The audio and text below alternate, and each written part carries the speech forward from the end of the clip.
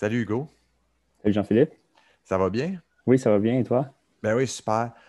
Écoute, juste avant qu'on commence, je fais toujours ça. Je prends le temps de dire de où on se connaît, ou des fois, je jase avec les gens du fait qu'on se connaît pas, mais nous, on s'est croisés comme à quelques reprises, dans le fond, de façon très aléatoire. Je pense que c'est arrivé quelques fois que j'ai pris ta roue sur le Mont-Royal, puis lors de ride, puis après ça, on a ridé ensemble dans des group rides une partie de l'été. Oui, exactement. Ben, surtout durant les sorties matinales du Club Espresso Bar, dans le fond, là. Ouais, C'est là exact. qu'on a pu échanger à quelques reprises. Puis évidemment, moi, je suis aussi un lecteur occasionnel du blog, le Sur deux roues. Donc, Merci puis beaucoup. je suis aussi la page Instagram. Donc, c'est de là C'est de là là que qu'on se ça vient. connaît. Mais ouais, c'est ça. Donc, rencontrer la personne après, derrière le blog, ça l'a Très amené à ça cool. finalement. Puis, dans le fond, aujourd'hui, on ne se parlera pas de cyclisme sur route et, dans le fond, des performances quand tu me drops sur Camillien Hood, mais bel et bien du vélo d'hiver. Je pense que c'est quelque chose que tu pratiques à l'année. Ben, c'est ça, le vélo. Oui, c'est ça, le vélo à l'année. Vélo d'hiver, évidemment, durant l'hiver, quand il Mhm. fait froid. Moi, ça fait longtemps que je fais du vélo pour le sport, donc quasiment 10 ans. Cet été, ça va faire une dizaine d'années. Le vélo d'hiver, ça fait 3 ans. Donc, j'ai commencé là, à la fin de l'automne 2017, puis j'en suis à la troisième, quatrième saison, dans le fond, quatrième, ouais, quatrième hiver à faire du vélo. C'est sûr qu'avec le télétravail, j'en fais un peu moins qu'avant, mais quand même, je fais beaucoup de déplacements l'hiver, malgré tout, là. Très cool. Puis, dans le fond, je voulais parler un peu de ta pratique avant qu'on commence à entrer peut-être plus dans le vif du sujet. Dans le fond, toi, est-ce que tu as des limites par rapport au vélo quand vient l'hiver? Puis, ouais, c'est ça. Dans le fond, commençons par les limites. C'est sûr que la limite pour moi, personnellement, moi, je suis frileux des mains, frileux des pieds. Il y a des gens qui n'ont pas ce problème-là. Fait que la température, c'est le premier facteur limitant. Euh, Honnêtement, une journée qui va faire extrêmement froid, des ressentis -20 et plus bas, je pense que ça commence à être pas mal limite. Le plus froid où je suis sorti, je pense que c'était là, proche -30 ressentis, là. Donc, à ce moment-là, c'est même des grosses mitaines, puis tout l'équipement l'équipement polaire que tu pourrais avoir ne sera pas nécessaire ne sera pas suffisant, excuse, euh, pour rester au chaud, en tout cas, ou du Mhm. moins rester au chaud. Ça va te permettre de rester au chaud peut-être quelques minutes, mais éventuellement, tu vas durer pas mal moins longtemps. Fait que des journées comme ça, moi, j'essaie d'avoir un plan B, on va dire. Parfait. Puis, dans le fond, toujours en termes de limites, côté infrastructure dans les 3 dernières années, est-ce que c'est quelque chose que tu as vu que évoluer? Tu sais, dans le fond, est-ce qu'il y a eu des grands changements qui ont fait que ça devenait plus accessible? Parce que, à moins que je me trompe, il y a vraiment eu une explosion au cours des 2, 3 dernières années. Même moi, je me suis mis au vélo d'hiver l'année passée parce qu'il manquait de stationnement dans le coin où je travaillais, puis j'ai vraiment pas trouvé ça si pire. Mais toi, avec la perspective que tu as des dernières années, as-tu trouvé que les infrastructures étaient améliorées? Oui, certainement du point de vue des pistes cyclables, parce que maintenant, avec notre mairesse Valérie Plante, ce qui n'était pas le cas avant, maintenant, il y a plus de pistes cyclables qui sont déneigées. C'est sûr il y a encore des choses à faire de ce côté-là. Beaucoup de gens vont être d'accord avec moi que le déneigement n'est pas toujours optimal, mais il y a beaucoup de pistes cyclables, en particulier des bandes cyclables, donc en bordure de rue, là, qui ne sont pas nécessairement isolées, séparées physiquement de la voie des automobiles qui sont maintenant vraiment déneigées. Euh, donc, ça aide énormément à distancer les vélos d'hiver, les vélos en hiver des voitures. Ça laisse de l'espace, ça donne un espace aux vélos durant l'hiver. Donc, ça aide beaucoup. Mais c'est clair qu'au niveau de l'infrastructure, c'est en amélioration constante. C'est excellent parce qu'on a eu un bike boom. J'imagine qu'on va en reparler, là, mais il y a eu ce que beaucoup de gens appellent un genre de COVID bike boom dans les Mhm. mois qui ont suivi le début du premier confinement, la première vague. Donc là, tous ces gens-là qui font du vélo maintenant, ben, cette année, ils font du vélo d'hiver aussi. Pas tous, mais beaucoup d'entre eux ont décidé d'adopter le vélo d'hiver. Donc ça fait monter énormément la popularité, je pense. Oui, effectivement. Ben, justement, parlons-en. Cette année, la plupart des bike shops ont dit qu'il y avait eu vraiment une explosion de la pratique. Il y a beaucoup de monde qui se sont mis au vélo, que ce soit pour se déplacer plutôt que prendre les transports en commun ou plutôt que prendre la voiture. Il y a eu une explosion aussi ce que le monde appelait le tourisme local, donc redécouvrir leur ville, et ça se faisait beaucoup via les cyclistes. Puis j'ai l'impression que ça perdure aussi dans le temps. Il y a beaucoup de personnes qui se sont initiées au vélo puis qui ont commencé tôt quand il faisait froid, qui ont fini tard quand il faisait froid, puis que peut-être qui caressent l'idée de commencer à en faire l'hiver. Toi, ce serait quoi les conseils que tu donnerais à une personne qui débute? Ben, la première chose, c'est de s'équiper comme il faut parce que c'est vraiment différent du vélo l'été, le printemps, l'automne. C'est une pratique complètement différente. Il faut s'adapter de plusieurs façons, là. Puis récemment, j'ai donné une petite conférence sur Zoom organisée par le programme Éco-Leader à l'UDM pour parler de ça. Puis c'est sûr que d'emblée, on va peut-être revenir plus spécifiquement sur l'équipement, mais il y a des choses que vous avez absolument besoin qu'un cycliste qui veut s'initier au vélo d'hiver a absolument besoin pour commencer, qui sont vraiment uniques au vélo d'hiver, à commencer par un vélo pour l'hiver, puis certains autres items d'équipement qu'on va prendre, sur lesquels on reviendra plus en détail, là, mais c'est sûr que après ça, l'autre conseil que je donnerais, c'est qu'il faut se donner le temps d'apprendre à faire du vélo d'hiver aussi parce que c'est surtout dans la neige, les conditions, c'est intimidant, là. Les conditions météorologiques ne sont pas nécessairement les plus clémentes. Donc, c'est sûr qu'il y a un risque un petit peu plus, un petit peu plus dangereuse à cause de la météo. Donc, disons que ça aide pas les personnes plus novices à commencer le vélo d'hiver. Donc, c'est une question de progression. Il faut y aller lentement, puis éventuellement, comment on dit, tu pognes la twist, puis ça devient une seconde nature, là. Ça devient une seconde pratique du vélo qui s'inscrit avec le vélo tout le reste de l'année, là. Parfait. Ben, commençons par parler peut-être de l'équipement, parce que je pense que c'est euh, peut-être le plus gros frein, ou je pense que ça peut être la chose qui peut ralentir ou refroidir le plus les gens, parce que tu sais, adapter sa conduite, je pense que c'est assez simple d'aller plus lentement. Mais je pense que ce qui est en tout cas, selon moi, quand j'ai commencé, mon plus gros frein était vraiment et définitivement l'équipement. Fait que peut-être qu'on peut en parler en premier, puis après ça, parler comment qu'on adapte la conduite. Effectivement, ben, l'équipement, c'est certain que pour quelqu'un qui commence, juste pour être comme, disons, avoir la base, puis être confortable sur le vélo, puis être protégé des éléments, ça prend un certain nombre d'items, certains équipements spécifiques qui demandent de dépenser un certain montant aussi là, d'entrée de jeu. Donc, c'est sûr que si quelqu'un qui est un cycliste là, qui n'est pas certain de faire du vélo d'hiver comme régulièrement, ça peut paraître comme quelque chose qui les rebute, là, les achats à faire. Moi, je pense qu'on peut s'en tirer assez bien. Je dirais les choses vraiment l'essentiel de tout cycliste d'hiver, d'abord, c'est le vélo pour l'hiver. Préférablement, pas votre vélo de route en carbone, pas votre vélo de TT ou votre single speed. Là, j'en ai parlé dans ma présentation. On reviendra sur les single speed versus les vitesses, là, mais préférablement un vélo qui est capable de prendre qui a du dégagement pour des plus gros pneus, puis qui est après ça auquel on ajoute au moins un pneu à clous. Je pense que ça, c'est l'essentiel, si je le résume rapidement. Idéalement à l'avant, là, un pneu à clous à l'avant pour éviter les dérapages dans les virages, parce que c'est la première chose qui va déraper dans un virage ou une situation très glissante, c'est la roue avant, puis c'est celle-là qui va vous faire tomber. Donc, moi, je pense que le pneu à clous sur l'arrière, c'est à choisir entre les deux. Je mettrais plus un pneu à clous à l'avant. Donc, pneu à clous, vélo d'hiver. Puis, bon, il y a plein d'écoles de pensée là, sur ce sujet-là. Les clous versus pas clous. Moi, je suis d'avis que les clous, c'est la police d'assurance contre la majorité des chutes.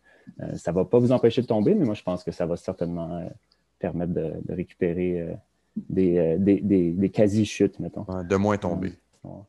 C'est vraiment terrible, là. C'est comme le silent killer du vélo d'hiver, là, la glace noire. Ouais. Ouais, c'est ça, mais tu le vois pas venir. Puis l'affaire aussi, c'est que si tu penses que tu vas pouvoir le rattraper, tu sais, moi, j'étais comme dans ma tête, après un demi-hiver à rouler tout bonnement pour aller à la job, tu sais, comme quand j'ai fait le Festive 500 dans ma tête, j'étais comme, j'ai pas besoin de clous. Puis, tu sais, de toute façon, le but, c'était de faire un maximum de kilomètres sur route. Fait que, j'étais comme, je mettrais pas de clous, mais c'est ça, comme tu dis, la glace noire. Je suis passé sa traque de glace, puis ça tournait pas beaucoup, là, tu sais, c'est juste avant le pavillon de la Jamaïque, là, ça tourne à gros max. Tu sais, mettons que ça, c'est 90 degrés, ça doit être comme à 30 degrés, là, mais la plaque de glace a fait en sorte que la roue, elle a complètement tourné, puis là, dans ce temps-là, mais ça avance plus, puis... Ouais. Hey, des pneus slick sur la glace, c'est comme des patins. Ah, C'est ben, fou. j'avais pris des pneus de gravel, mais presque slick. Tu sais, c'était comme OK, des mini ouais. triangles. Fait que ça grippait un peu, mais tu sais, comme il y avait des bonnes plaques de glace cette journée-là sur le circuit Gilles Villeneuve, mais je les avais toutes vues dans des lignes droites. Fait que tu sais, en ligne droite, Ouais, en ligne droite, t'as pas de chance tellement de tu sais, tomber. à moins que tu breaks, tu vas rester, tu sais. Fait que ça allait super bien, mais c'est ça, c'est une courbe avec. Fait que tu le vois pas venir des fois, puis c'est juste avec des pneus à clous, jamais je serais tombé, mais en même temps. Jamais j'aurais Mais, fait le nombre de kilomètres que j'ai fait entre Noël et le c'est jour de l'an ça. avec des pneus à clous. T'as fait combien de kilomètres finalement? Ben, à cause de la chute, j'ai arrêté à 250 parce que j'avais un très bon OK. bleu puis il Ouch, manquait un ouais. peu de peau. Ben, écoute, moi, j'ai même pas, je pense que j'ai même pas fait la moitié de ça. En essayant de faire du vélo dans la Naudière, du vélo d'hiver, justement, il y avait juste trop de glace, en fait, pour rouler, même avec les clous. Où est-ce que j'étais, là? J'étais chez mes parents, puis j'ai essayé de faire des sorties, là, mais boy, cette année, c'était pas chaud, là. Il y a eu quelques jours autour de Noël où c'était correct, mais après Noël, le 25-26, c'était pas si pire. Ouais, Après, exact. il a fait froid, là. Oh my God. Euh, 25-26, puis moi, la chute que j'ai faite, c'était le 27 au matin. Puis le 27 au matin, quand je suis parti, il faisait. Le 27 au matin, quand je suis parti, il faisait quelque chose comme -3. Puis quand je suis revenu à 1 heure de l'après-midi, il faisait -15. Oh boy, Ça OK. a juste genre chuté, c'est comme ça. Oh mon Dieu, Tout ouais, ça allait c'est bien, fou, hein. tu roules, puis t'es comme, je sais pas qu'est-ce qui se passe. Tu sais, il faisait tellement pas si froid que ça, puis je commençais à être habitué au froid, j'avais pas mis de couvre-chaussures. Hein. J'étais arrivé chez nous, j'avais les orteils gelés, j'étais comme, Non. il y avait Ah, rien ça qui m'est déjà passait. arrivé aussi des conditions changeantes comme ça, tu le sais pas, puis t'es réchauffé, puis là tu réalises après que dans le fond, les conditions, la neige est rendue toute durcie, puis en fait, là c'est comme pas mal plus raboteux, là. Oh mon Dieu, ouais. C'est, Ouais. mais moi, je vais juste rajouter un truc sur les clous, honnêtement. Un pneu à clous là, de route, les modèles les plus minces qui se font, surprenamment, pour avoir déjà roulé ça une fois ou deux, là, avec une bonne pression dedans, c'est quand même pas si pire. Ça paraît comme surtout avec les deux rangées, là, parce qu'il y en a à 4 rangées de clous Mhm. qui sont définitivement plus knobby, plus agressifs, mais les pneus à clous là, de vélo hybride, genre les Schwalbe, j'oublie leur nom, là, les 700 les plus minces qui se font, là, les 32 ou 35, OK. écoute, c'est quand même pas si pire. Ça a une certaine, ça a quand même un bon roulement. Fait que OK. c'est sûr que tu ne pourras pas faire de PR sur le circuit Gilles Villeneuve avec ça, là, mais Non, mais c'est pas anyway, pire. l'hiver, avec le froid, tu sais, les possibilités de chute de glace, il y a plus de vent. Tu Tu vas roules pas pas, aussi tu vite, vas hein. pas pour un PR non Non, plus. c'est sûr, c'est sûr. Mais en tout cas, c'est sûr que ce serait le fun de pouvoir rouler tout le temps, mais bon, c'est quand même le Québec, hein. Ouais. Faut pas s'attendre à grand-chose, mais je dis, avec un pneu à clous sur un vélo de route, des vélos de route aujourd'hui, tu peux, euh, tu peux arriver avec certains vélos de route qui ont de la clearance pour du 30-32, là, Ouais. même dans les vélos pure route, là. Fait que, à la limite, ça se fait de mettre un pneu à clous. Je sais que Alex House, le Ouais. pro de EF Pro Cycling, sur Instagram récemment partageait dans le fond, son Canada Super 6 Evo avec un pneu à clous en avant. Il roulait ça au Colorado. Fait que, avec une roue à boyau en arrière. Fait que, tu sais, je veux dire, Ouais. have it your way. En ce moment-ci, Ben, écoute, toutes les possibilités existent, honnêtement. c'est possible, tu sais, comme on disait, si ta jante est plus étroite, tu peux prendre un pneu plus large puis le rentrer quand même. Tu Ouais, sais, je suis pas mal sûr que moi, sur mon Argon, il est supposé aller jusqu'à 30. Puis le nouveau tarmac, il va jusqu'à 32. Fait que, tu sais, un 32 à clous, déjà là, sur une jante plus étroite, il va déjà être plus ouais, étroit. Donc, ça va c'est faire en ça. sorte que c'est sûr qu'il rentre, je suis pas mal sûr, sur mon Argon. Puis après ça, il rentre assurément sur le tarmac. Fait que, tu Non, sais, ce c'est serait ça. quelque chose qui serait possible. C'est un Argon quoi que tu as? C'est un modèle récent que tu as? J'ai un Gallium Pro. OK. OK, mais des dernières années, là, dans le fond. Ouais, Ou c'est. À moins que je me trompe, c'est le modèle 2020 qui était raidé en 2019 par OK. Astana. OK, ouais. Ouais, il y a sûrement quand même la clearance dans ce malgré que c'est pas comme, mettons, le tarmac, comme tu disais, là, mais c'est quand même pas pire. Là. C'est beaucoup mieux maintenant que ce que c'était avant. Là, à peine, tu pouvais à peine fitter du 25 dans certains vélos. Ben oui, mon Euh, Cervélo, j'ai du 26. Mon mhm. ancien Cervélo, c'était du 26 qui était monté sur des jantes Mavic de route qui étaient vraiment reconnus pour amincir, puis ça Ouais. rentrait flush. Puis le maximum qui était recommandé par le fabricant, c'était du 25. Aïe, aïe. Les temps ont changé. Hein. Ah, puis c'est C'est fou, là, bien pour dire. il était pas vieux, là, c'était un 2016 que j'avais, là, fait que quand je l'ai changé cette année, il y avait 4 ans. C'est fou qu'en 4 ans, le monde sont passés genre de 23, parce qu'il était conçu pour du 23, Mhm. il s'est passé du 23 Ah à... oui. Mais c'est venu tout de suite après. Là, toutes les compagnies qui ont commencé à. Toutes les plus petites compagnies ont suivi le bandwagon de plus de dégagement, plus de clearance. Puis c'est venu assez vite après que les grosses compagnies commencé à l'offrir. Là. Ouais. Fait que, ouais, honnêtement, aujourd'hui, c'est quasiment possible d'arriver. C'est totalement possible d'arriver faire du vélo avec son vélo de route en hiver avec un pneu à clous juste pour la sécurité, là, au cas où Ben ouais. qu'il y ait une plaque de glace. Là. Mais ouais, éventuellement, je vais peut-être essayer ça. Moi, j'ai un gravel. En fait, c'est un cyclocross, mais j'utilise comme gravel bike, Mhm. all-road bike, ce que tu veux. Là. J'ai même utilisé pour commuter. Puis, je pensais mettre éventuellement un pneu silic en arrière pour les premières journées du printemps, là, dans le fond. Puis, peut-être un pneu à clous, quand il fait euh, proche zéro, là, Ben ouais. entre -2 puis 1-2 degrés, là, où ça peut geler parfois. Là. Ouais, parce que C'est, c'est cool, tu sais, au début de l'année, Camillien Hood, ça monte bien, mais quand tu descends, ça peut... Ouais, c'est ça, tu veux pas. Non, tu veux Surtout pas. que l'eau a tendance Tu à veux prendre ce risque-là. traverser où est-ce qu'il y a les tournants. Oui, oui, puis là, ça gèle en Puis place. là, ça gèle parce qu'il fait froid, fait que là, non, c'est préférable d'être safe. Non, effectivement. Fait que, ouais, vélo d'hiver de route à faire définitivement cette année. Là. Ouais. Bon, mais par curiosité, toi, tu utilises quoi comme vélo?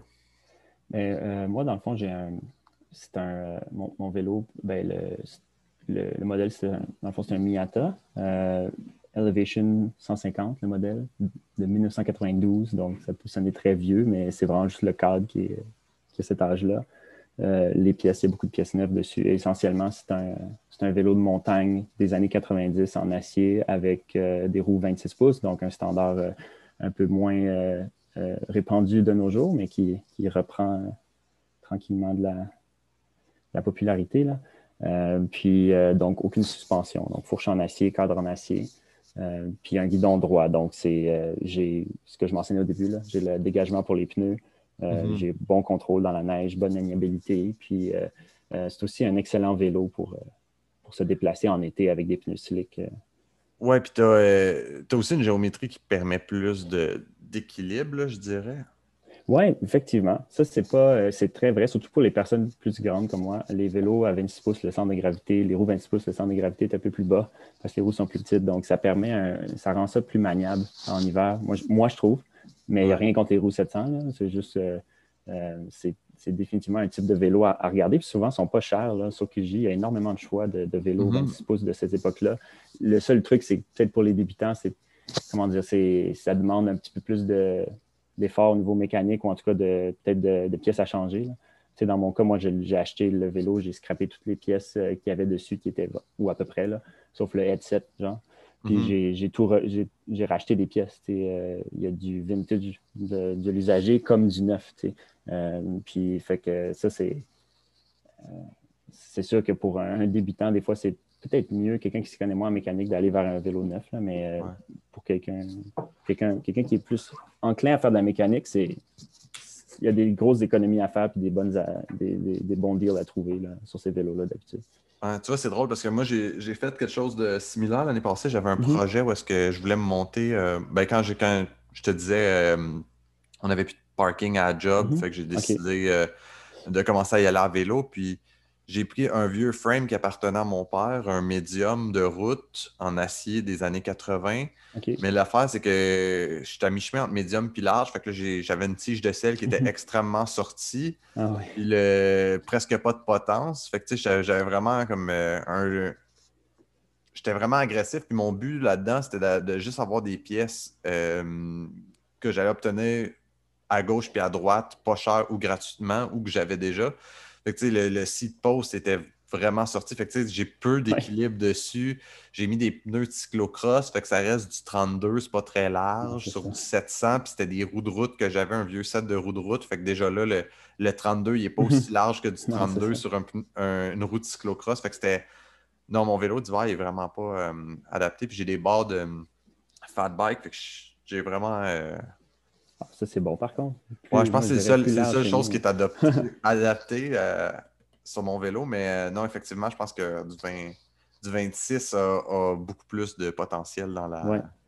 Ben, c'est ça. Puis l'affaire aussi, c'est que je pense qu'éventuellement, même ça va peut-être monter avec la popularité du vélo d'hiver, ces vélos-là vont peut-être monter en valeur aussi, là. Plus du Mhm. point de vue, parce qu'il y a beaucoup, on a parlé là, des stocks qui sont limités dans beaucoup de magasins, même sur les vélos hybrides, là, assez basiques. Il y a des magasins qui n'en ont pas. Fait que les gens vont se retourner vers le marché de l'usager, là. Fait que, en tout cas, là, ça s'est calmé, là. Mais fait que cette année, il y a encore, si vous en trouvez, il y a des chances. Si tu trouves un bon un vélo de montagne en acier 26 pouces, il y a des bonnes chances qu'il soit pas.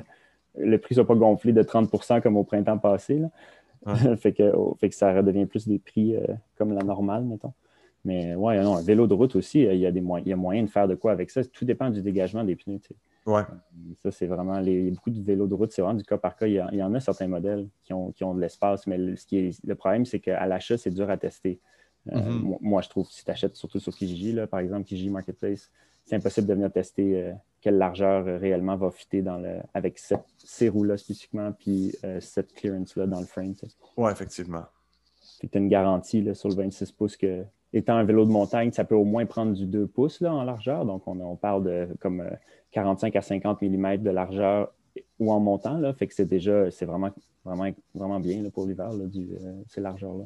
Ouais, c'est un très bon choix. C'est ça. C'est ça. Puis après ça, tu sais, les autres essentiels que je vois qui sont vraiment, vraiment primordiaux, c'est des lunettes de ski. OK. Ça, je ne peux pas mettre assez d'emphase sur à quel point c'est indispensable pour pouvoir voir quelque chose dans le froid.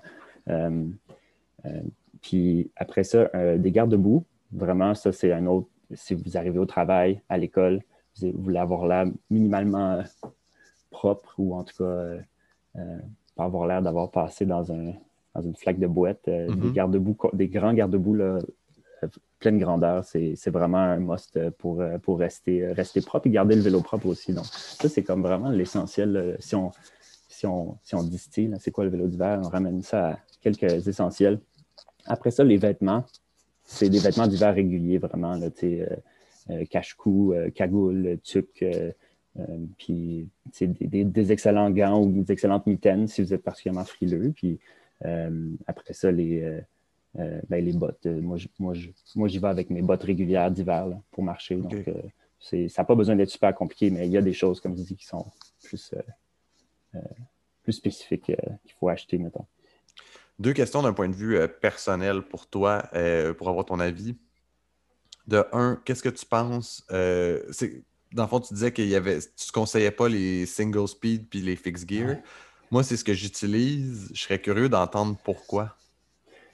Écoute, je dirais que c'est je vais dire, ça, c'est sûr que c'est peut-être un point de vue plus comme éditorial, Mhm. mais moi, je suis d'avis que si tu veux un vélo qui est capable d'avancer dans toutes les conditions de neige, puis que tu vas faire mettons, des déplacements qui ne sont pas juste complètement plats, ça prend plus qu'une vitesse pour être capable de faire face aux différents dénivelés, aux différentes Mhm. conditions. Spécifiquement pour les débutants, je sais que toi, tu es certainement un cycliste déjà plus avancé que beaucoup de gens là, qui pourraient écouter et être débutants. Donc, c'est sûr que si on prend quelqu'un comme toi, mettons, qui fait déjà beaucoup de vélo de route, je pense que tu n'as pas nécessairement de problème à pousser une, entre guillemets, grosse gear sur un vélo single speed. Mais en tout cas, si j'avais une recommandation à faire là, pour les personnes qui sont plus débutantes, c'est d'aller vers quelque chose qui a des vitesses, simplement pour être capable d'avoir la versatilité. Là.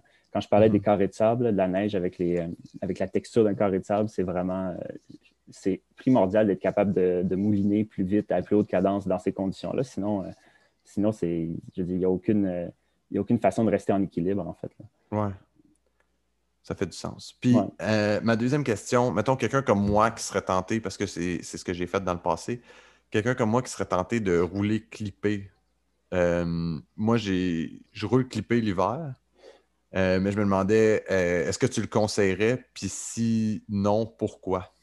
Moi, je le fais. Moi, j'ai pas de problème. Si tu es quelqu'un qui n'a pas de problème à clipper d'habitude durant l'été, l'automne, peu importe, être clippé en hiver, ça ne va pas vraiment être différent d'être clippé en été.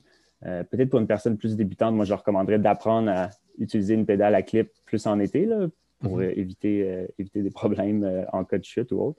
Mais quelqu'un qui, dès que tu as le réflexe de déclipper quand tu t'apprêtes à tomber, puis que ce réflexe-là est vraiment rapide, puis que tu as de l'expérience avec les pédales à clip, moi, je ne vois pas d'objection. J'ai pas d'objection à ce que quelqu'un utilise des pédales à clip. Moi, je ne vois pas réellement le problème. C'est plus quelqu'un qui est débutant, qui commencerait à utiliser les pédales à clip durant l'hiver. Là, peut-être que c'est.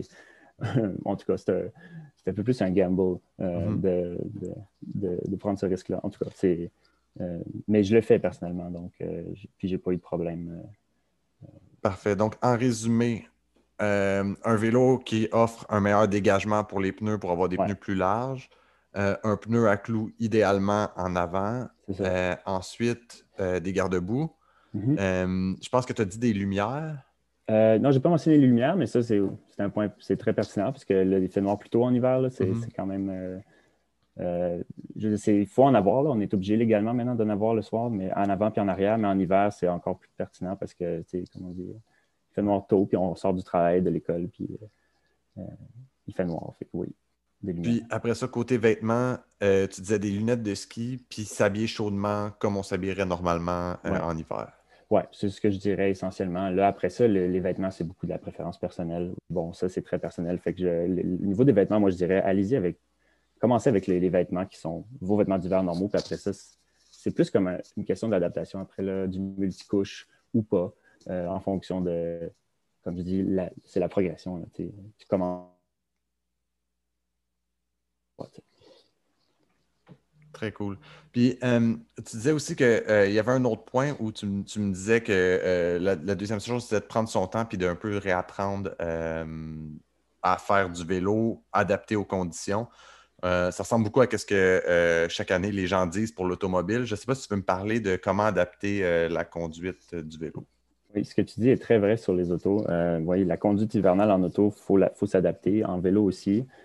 Juste les distances de freinage, là, même si vous avez un vélo hybride qui est votre vélo d'hiver avec des freins sur jantes, là, particulièrement, c'est sûr qu'il va avoir un petit peu plus de lag au niveau du freinage. Donc, il faut s'adapter à ça, là. Quelqu'un qui n'a jamais fait du vélo dans la slush, dans la neige, va réaliser très vite que ça ne freine pas aussi bien que quand c'est sec. Alors, ça, il faut toujours prendre ça en compte. Puis, après ça, apprendre à juste comme être à l'aise dans la neige. Donc, il faut jouer avec sa pression, la pression des pneus. Ça, c'est un autre facteur très important. On ne fait pas vraiment ça sur nos autos, là, ou en tout cas, parce qu'on a des pneus d'hiver, puis c'est pas tant un risque. Il n'y a pas de risque de chute en auto, vraiment. Mais en vélo, c'est vraiment primordial de regarder, en vélo d'hiver, la pression des pneus.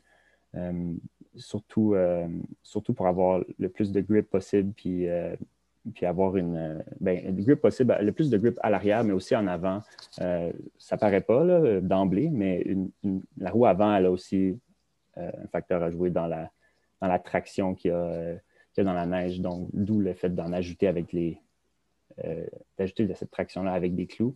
Donc, moi, je dirais aux plus débutants de commencer avec une pression plus basse. Regarder la pression maximum, puis essayer d'y aller. C'est sûr que ça dépend de chaque pneu. Là. Je ne pourrais pas faire de recommandation avec un chiffre exact, là, mais c'est sûr, commencez plus bas que plus haut, puis allez-y pratiquez-vous dans la neige, dans les rues derrière chez vous, alors que la neige est fraîchement tombée, puis quand il n'y a pas trop de monde de sortie, dans les rues plus tranquilles, dans le fond. Fait, comme ça, vous évitez les risques, puis éventuellement, c'est de la pratique.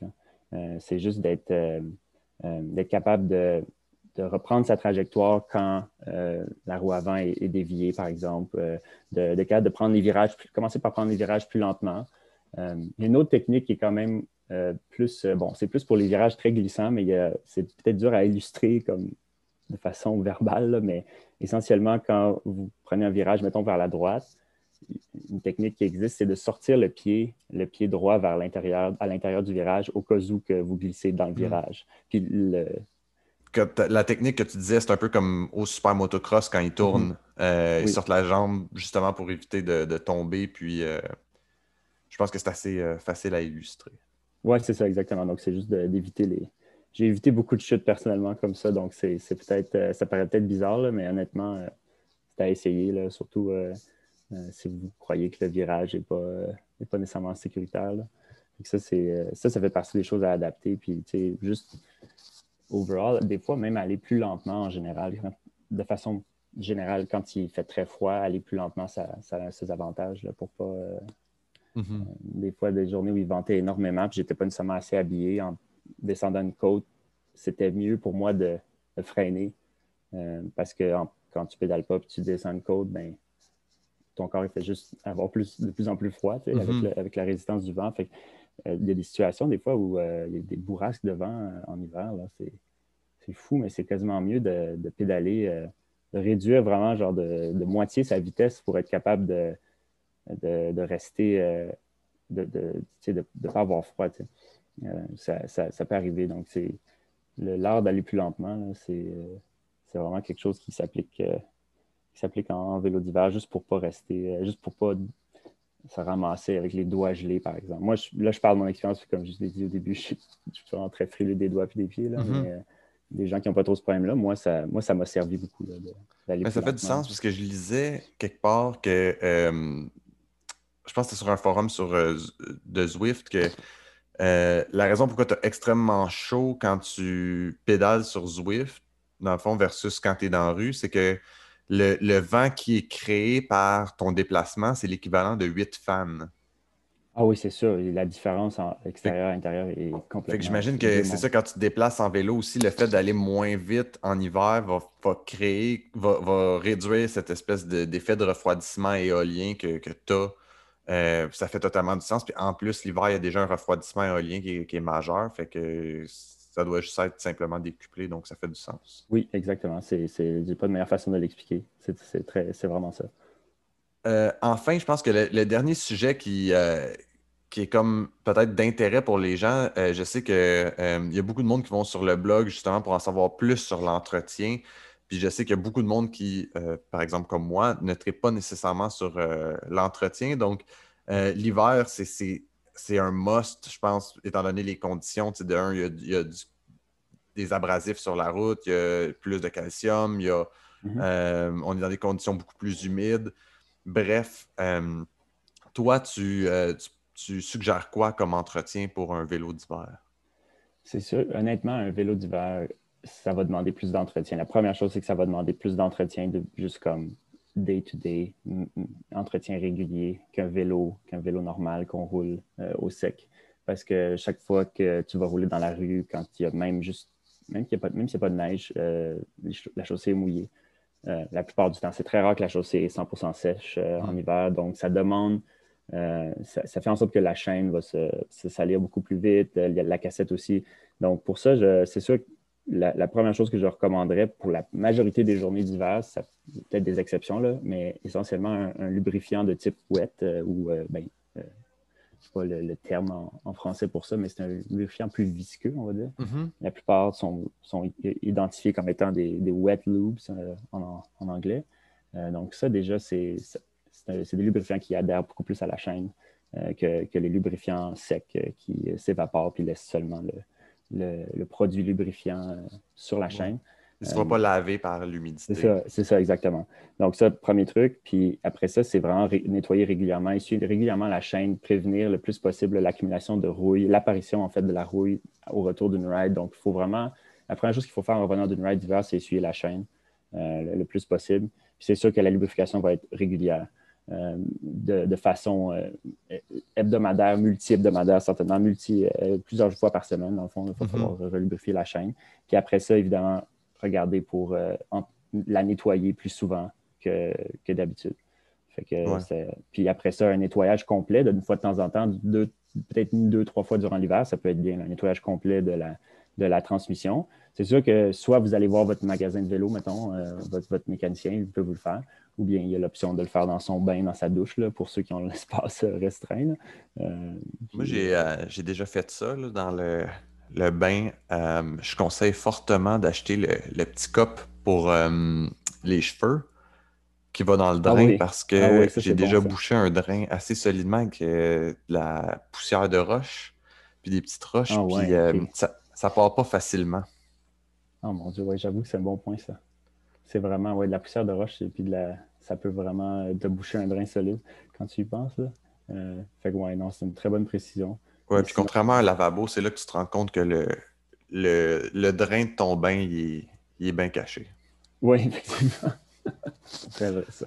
Fait que ouais, la douche à prendre avec précaution, mettons, à utiliser avec précaution pour euh, Très pour bien. Puis l'entretien. Là. je vois aussi, tu sais, côté entretien, on dirait qu'à chaque année, il y a du monde sur les forums de vélo d'hiver. Tu sais, je pense aussi au groupe Vélo d'hiver, Montréal Vélo d'hiver ou Mhm. Vélo Ouais, d'hiver Vélo d'hiver Montréal. Montréal. Ouais. Il y a souvent du monde qui ils pose des photos avec comme leur vélo qui a fendu ou des affaires de même. Ah Je ouais. pense pas que c'est quelque chose qu'on voit fréquemment, mais c'est-tu causé par la rouille ou c'est juste un frame qui était trop vieux ou c'est-tu quelque chose que tu observes, toi, dans ta pratique?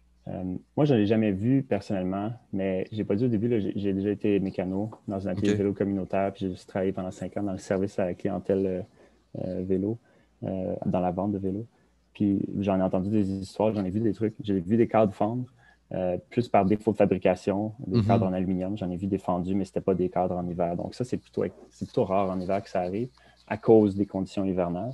J'ai déjà entendu une histoire à propos d'un très, très vieux cadre qui était probablement déjà endommagé par de la rouille à l'intérieur, quelqu'un l'avait laissé à l'extérieur, puis avait enlevé la tige de sel.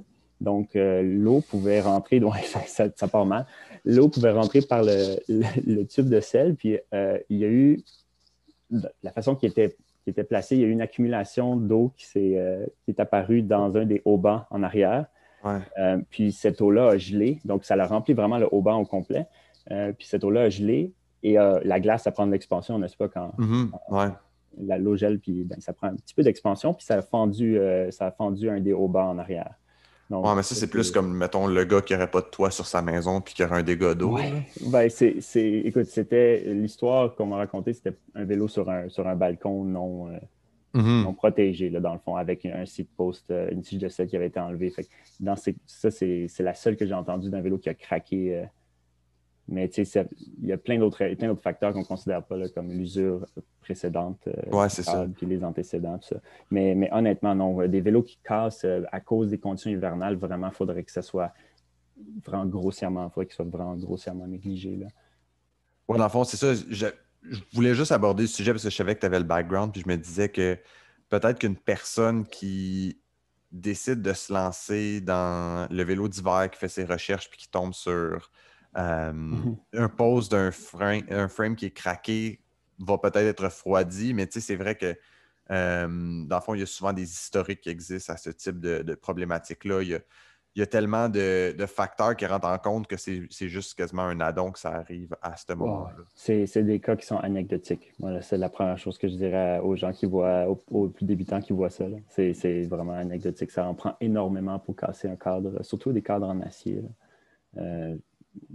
Puis, ouais, honnêtement, un cadre en acier, normalement, il n'y a pas de problème avec. Il y a très peu de chances d'avoir de problème. Puis, ça se Mhm. répare en plus, fait que c'est génial. Si j'avais une recommandation sur un matériau à choisir pour l'hiver, là, quelque chose qui est bomb-proof, là, Mhm. un vélo en acier. J'ai rien contre l'alu, là, mais personnellement, je trouve que l'acier, ça roule un petit peu plus doux, confortable. L'aluminium, c'est un peu plus stiff. Mais c'est correct aussi. Là. Ouais, puis il manque pas de vélo en acier sur Exact. Internet. C'est ça, c'est ça. Cool. Ben écoute, je pense que ça fait pas mal le tour de la question. Peut-être que si les gens ont des questions en commentaire, on pourra refaire un épisode Ouais, volume ouais. 2. Je te remercie beaucoup d'avoir pris le temps de me parler ce midi. Puis écoute, on va essayer de remettre cette collaboration-là si ça donne dans les prochains mois.